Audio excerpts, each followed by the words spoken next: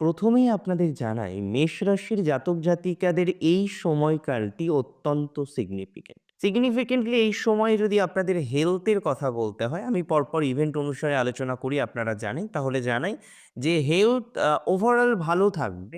যদিও আপনাদের রাশির অধিপতি রেট্রোগ্রেড হয়ে চতুর্থে বসে আছে, যে কারণে কি হচ্ছে, কোনো ক্ষেত্রে আপনি বেশি বিচলিত হয়ে পড়ছেন। ছোটখাটো বিষয় নিয়ে একটু বেশি টেনসড হয়ে যাচ্ছেন।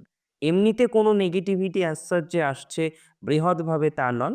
কিন্তু ছোটখাটো ঘটনা নিয়ে আপনি একটু বেশি চিন্তার মধ্যে পড়ে যাচ্ছেন, একটু দুর্ভাবনার মধ্যে পড়ে যাচ্ছেন।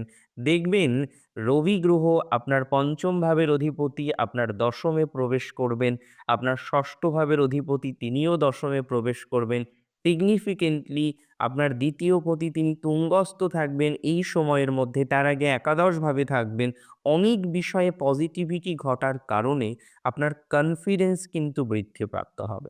মানসিক স্বাস্থ্যের ক্ষেত্রে যথেষ্ট পজিটিভিটির জায়গাক্রম দেখতে পাচ্ছি, রাশি যদি আপনার মেষ হয়ে থাকে। তবে শুধু মানসিক স্বাস্থ্য, শারীরিক স্বাস্থ্যের ক্ষেত্রেও রিকভারির মাত্রা বাড়বে।